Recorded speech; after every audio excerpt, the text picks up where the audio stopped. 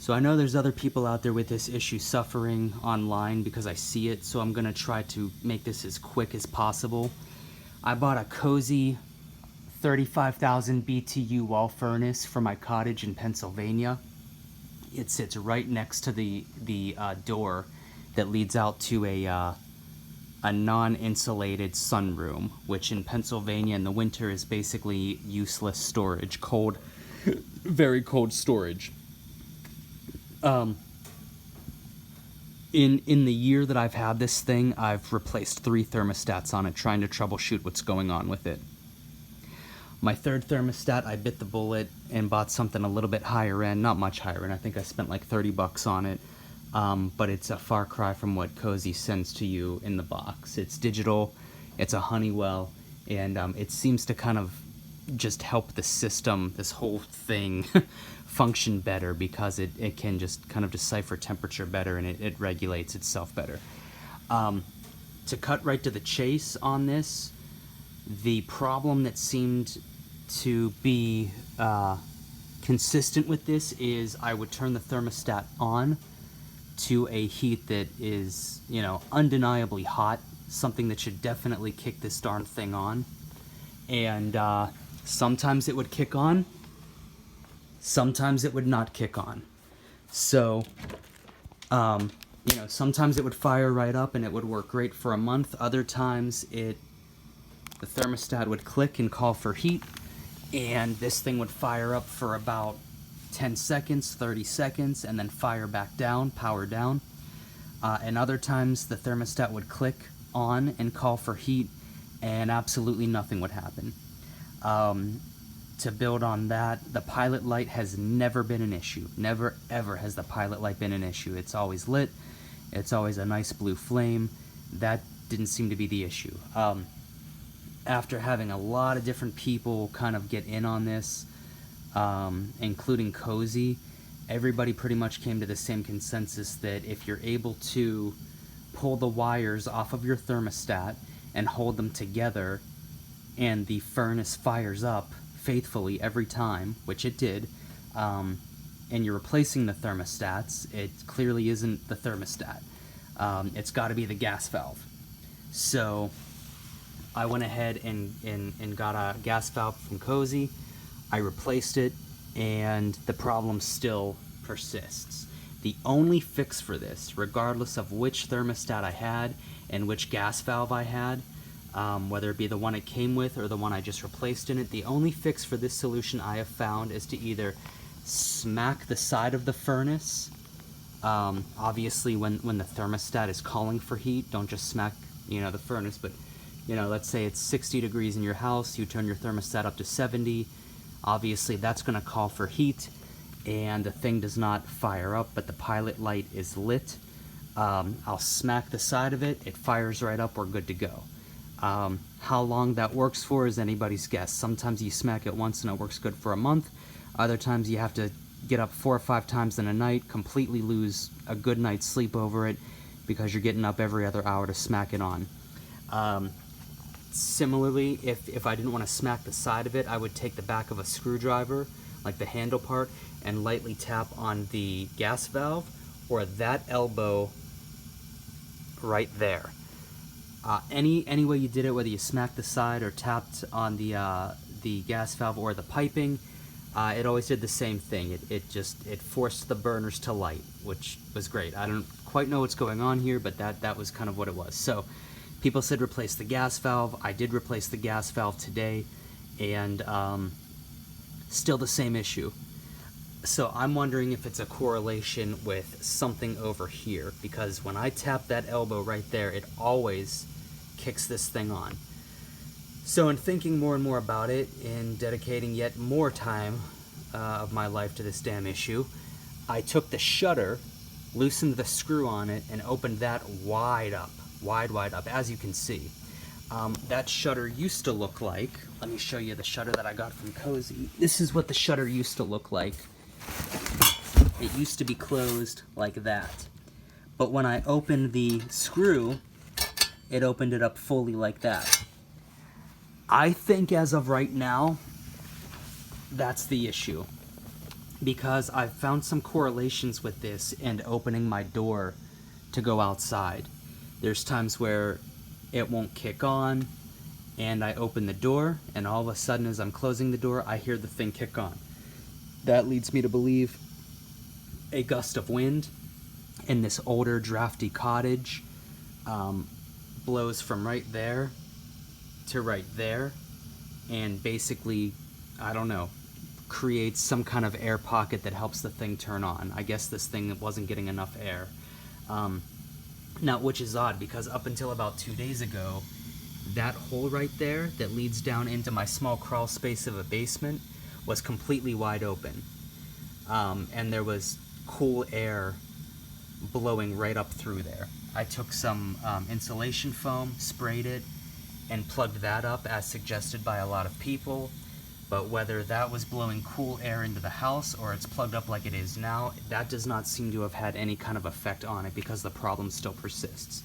So after 3 thermostats, taking the wire off of the thermostats and holding the 2 wires together where they should plug into the thermostat, that always fires up the heater.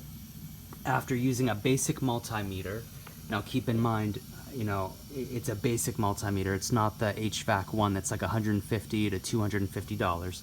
So I was kind of bad about this. I wasn't able to calculate or use millivolts, but I at least was getting readouts on my multimeter on the lowest setting, which was that setting right there, or this setting. I was getting readouts when I would hold the these guys to different, you know, points of contact on the gas valve. So it doesn't seem to be an electrical issue. It doesn't seem to be a wiring issue. It doesn't seem to be a thermostat issue. It doesn't seem to be a gas valve issue, because this gas valve has only been being used for about 2 hours now. And when I came back from getting takeout, unfortunately the problem still persisted. So I'm sort of at a loss. But the one thing I can say that I did not change out yet are the burners, which I'm hoping I don't have to take this thing apart again and change out the burners, even though honestly it's really not that hard to take apart quickly, as long as you have a Phillips head, and you'll need different size Phillips heads, but as long as you have a Phillips head and a good pair of gripping gloves and a pipe wrench, and or some pliers, you should be able to get this thing down pretty quick. And I'm not the handiest of guys, and even I can do it, so it shouldn't be a problem. But that right there, I think that maybe has fixed this issue. I opened up the shutter. I'm hoping that being totally open and exposed now gives it enough air. I think the tapping on it maybe gave it, I don't know what, maybe a little gust of air when I tapped on it to make the burners fire up.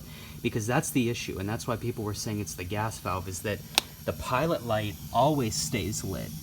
But those darn burners, sometimes they light up and they stay on, and they do great working on their own for a month.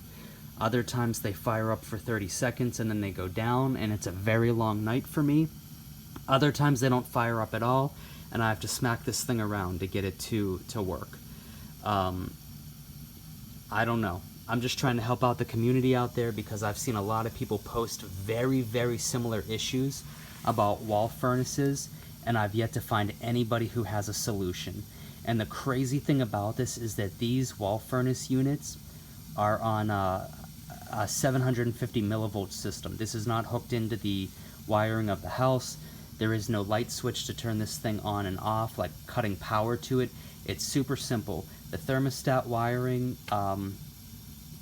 that's basically it, and the gas that comes in through the main, that's it.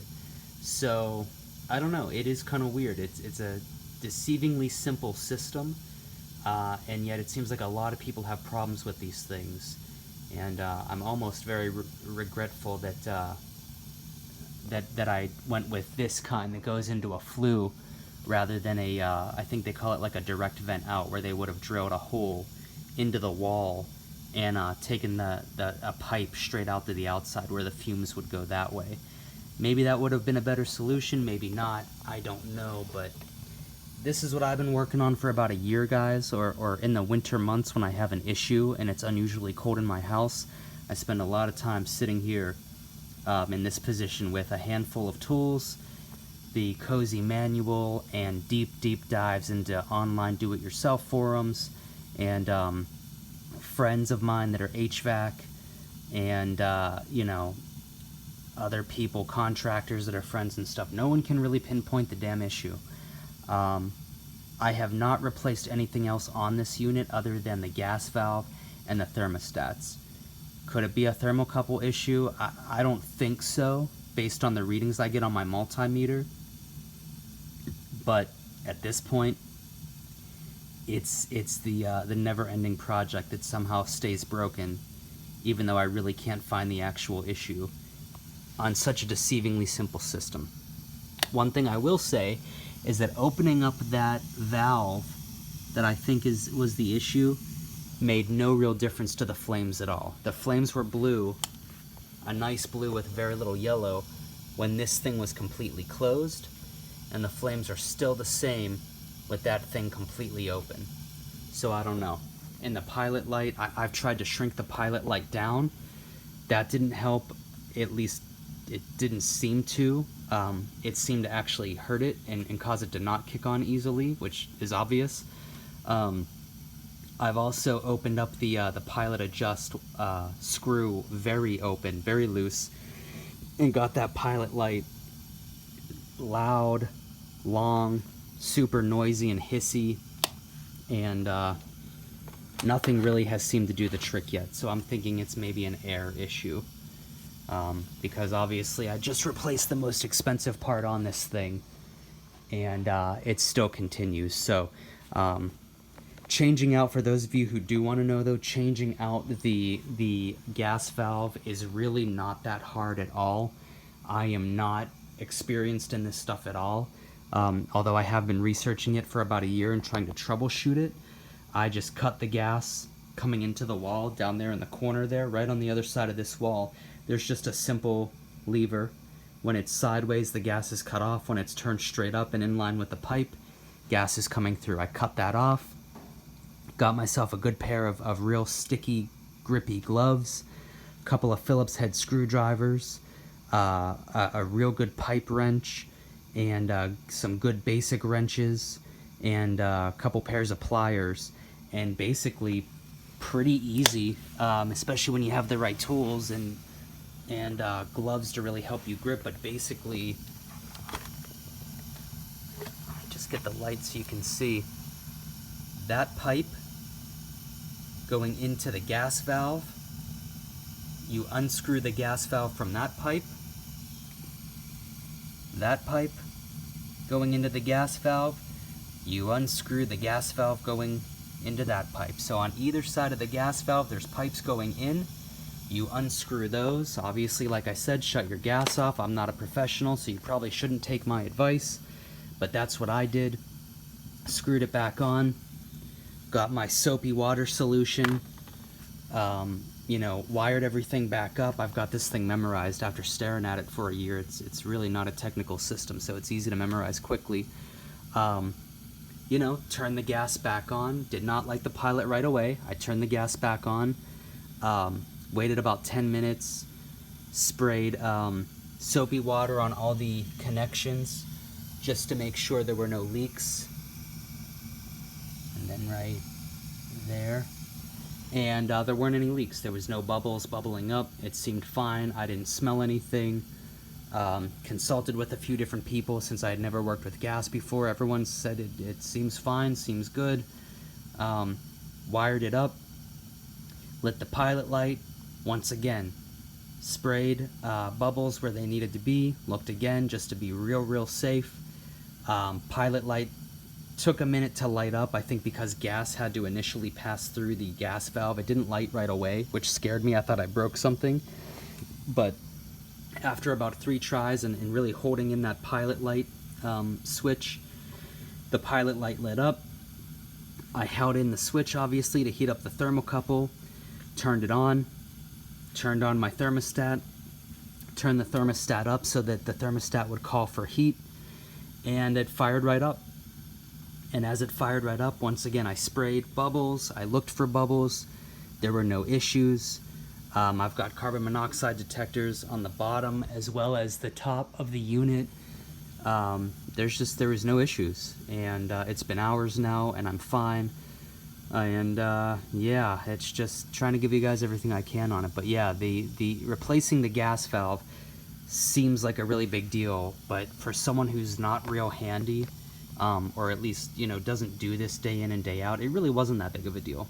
Like I said, get yourself some good gloves, get yourself some screwdrivers, get yourself a big old red plumber's pipe wrench, some pliers, a couple of regular looking wrenches as well, and you're just gonna basically go to town on taking your wrench and gripping that gas valve. Literally have a wrench wide enough to grip that gas valve while you take your plumber's wrench, gripping the pipes, pull them in opposite directions so that it loosens the pipe off the gas valve on both sides, and that's it. Basically switch it out for the new gas valve, pull it in opposite directions of what you just did to screw the new gas valve on tightly onto the pipes on each end, wire it back up, gas safety, like I just explained, no big deal. Seems like a much bigger deal than it really is. I'm just surprised that the gas valve was not the problem. A new gas valve did not fix it, so I'm hoping that air shutter was the issue. I'll report back to you, and we will see. We will see.